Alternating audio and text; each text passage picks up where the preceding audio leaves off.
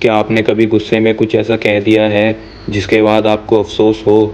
Emotions हर इंसान के अंदर होते हैं, खुशी, गुस्सा, उदासी, डर, ये सब नॉर्मल फीलिंग्स है। लेकिन प्रॉब्लम तब आती है जब हम अपने इमोशंस को कंट्रोल में नहीं रखते, बल्कि इमोशंस हमें अपने कंट्रोल में कर लेते हैं। जब हम गुस्से में होते हैं तो हम ज़्यादा सोच समझ के नहीं बोलते, हम इम्पल्सिवली रिएक्ट कर देते हैं। किसी को बुरा बोल देना, रिलेशन बिगाड़ लेना या अपना मूड ही ख़राब कर लेना, ये सब होता है जब हम अपने इमोशंस को हैंडल नहीं कर पाते। एग्जाम्पल सोचिए, आपका किसी दोस्त के साथ छोटी सी बात पे झगड़ा हो गया। आप गुस्से में आके उसे कुछ ऐसा शब्द बोल देते हैं जिसके बाद उसको बहुत बुरा लगता है और आपको भी बहुत बुरा लगता है। उस वक्त शायद आपको लगा कि मैंने सही बोला, लेकिन बाद में जब मूड नॉर्मल होता है तो अफसोस होता है, मुझे ऐसे नहीं बोलना चाहिए था।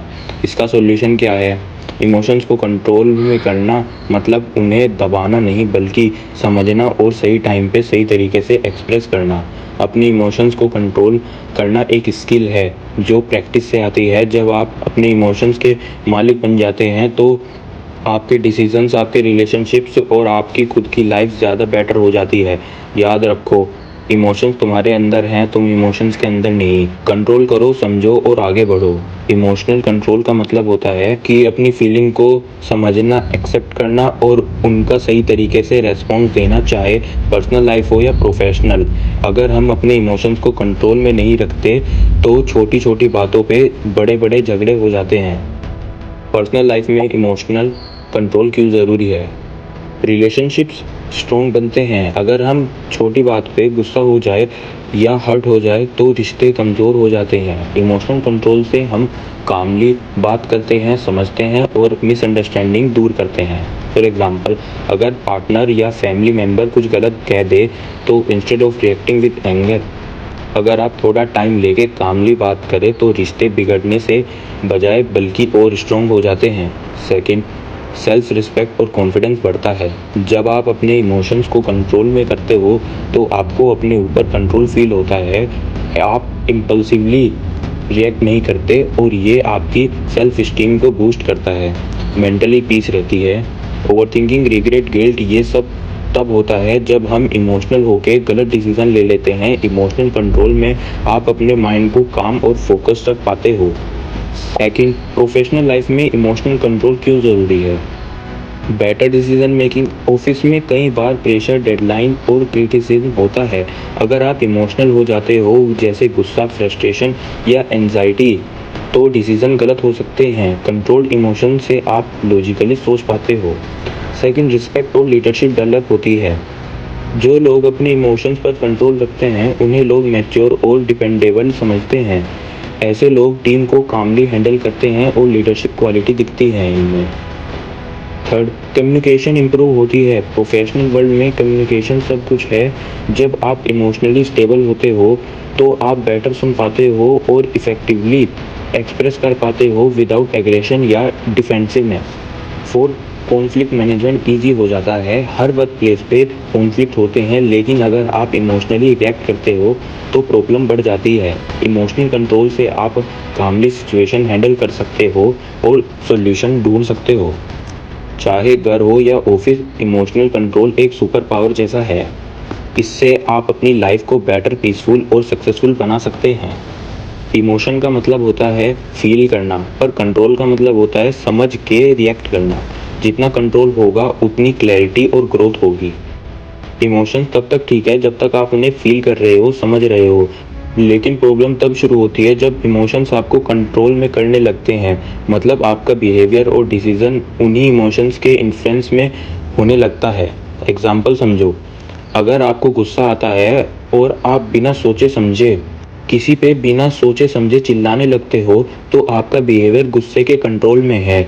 या अगर आप किसी डिसीजन को सिर्फ इसलिए ले रहे हो क्योंकि आप हर्ट फील कर रहे हो, not because it's the right choice, then that's also emotion driven decision making. इनका नुकसान क्या होता है? आप गलत डिसीजन ले सकते हो जो बाद में आपको रिग्रेट का रीज़न बना देता है। आप रिलेशनशिप बिगाड़ सकते हो।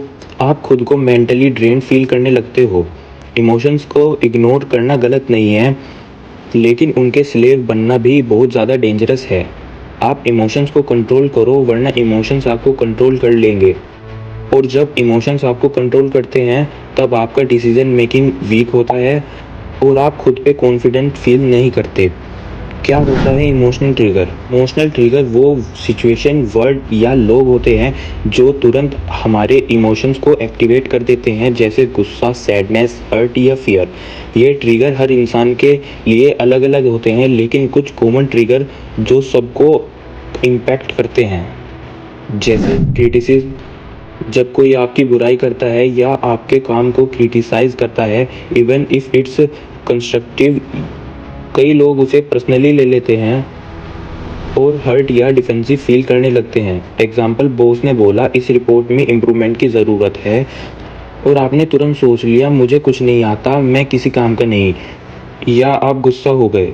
सेकंड, फेलियर या रिजेक्शन, जब आप किसी एग्ज़ाम में फेल हो जाते हो या जॉब इंटरव्यू में रिजेक्ट हो जाते हो तो वो इमोशंस लाइक शेम, गिल्ट या सैडनेस इंस्टेंटली ट्रिगर हो जाता है।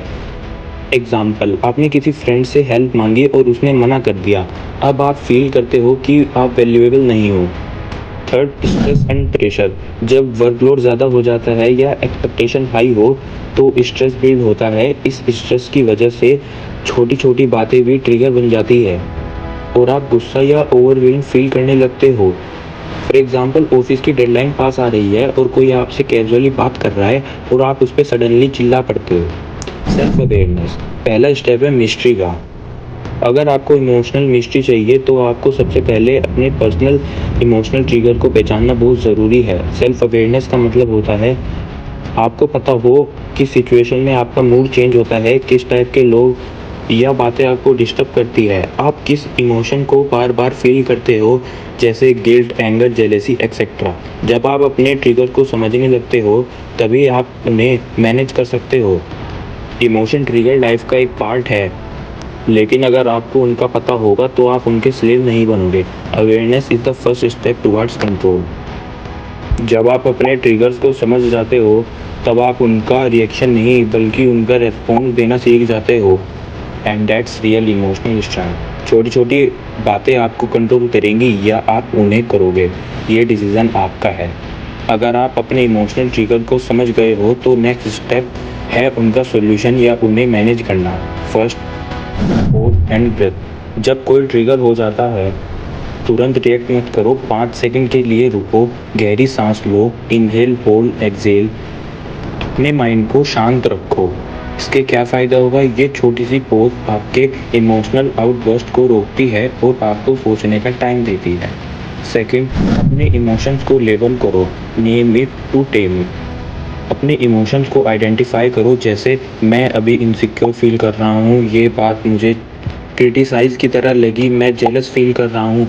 इसका क्या फ़ायदा होगा, जब आप अपने इमोशंस को नाम देते हो तो उसका इफ़ेक्ट ऑटोमेटिकली कम हो जाता है, आप ज़्यादा अवेयर हो जाते हो। थर्ड, रीफ्रेम एंड सिचुएशन, अपनी सोच का नज़रिया बदलो। हर ट्रिगर को दूसरे एंगल से देखने की कोशिश करो। क्या सामने वाले का इंटेंशन बुरा था? क्या ये क्रिटिसाइज एक्चुअल ग्रोथ के लिए था? क्या रिजेक्शन का मतलब ये है कि मैं खराब हूँ? इसका क्या फ़ायदा है, जब आप पर्सपेक्टिव चेंज करते हो तो इमोशंस भी शिफ्ट हो जाते हैं। फोर्थ, प्रैक्टिस सेल्फ टॉक, अपने आप से पॉजिटिवली बात करो। जब ट्रिगर हो तो खुद से कामली बात करो, मुझे भी बुरा लग रहा है लेकिन मैं इसे हैंडल कर सकता हूँ, मैं इमोशनल हूँ पर मुझे ओवर रिएक्ट नहीं करना। इसके क्या फ़ायदा है, पॉजिटिव सेल्फ टॉक आपको ग्राउंडेड बनाता है और इम्पल्सिव रिएक्शन से बचाता है। फिफ्थ, अवॉइड नॉन ट्रिगर, जहाँ हो सके ट्रिगर से दूर रहो। अगर कोई चीज़ या आदमी बार बार ट्रिगर करता है तो उसे अवॉइड करना भी एक स्मार्ट चॉइस हो सकता है, या एटलीस्ट डिस्टेंस बनाना। इसका क्या फ़ायदा है, आप अपने एनवायरनमेंट को सेफ और स्ट्रेस फ्री बना पाते हो। सिक्स्थ, जर्नलिंग एंड रिफ्लेक्शन, अपने इमोशंस को समझो और लिखो। रोज़ के इमोशंस, ट्रिगर और रिएक्शन को लिखना स्टार्ट करो। टाइम के साथ आप अपने पैटर्न्स को समझने लगोगे। इसके क्या फ़ायदा है, अवेयरनेस बढ़ती है और आपको अपने आप पर काम करने का मौका मिलता है।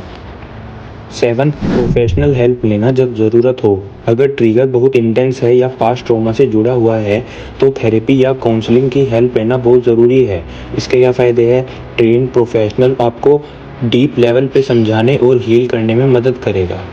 इमोशनल ट्रिगर हर किसी की लाइफ में होते हैं, लेकिन डिफरेंस ये है कि कुछ लोग उनके गुलाम बन जाते हैं और कुछ लोग उन्हें हैंडल करना सीख जाते हैं। ट्रिगर से रिएक्शन तक के बीच का टाइम ही आपकी पावर होती है, उसे वाइजली यूज़ करो।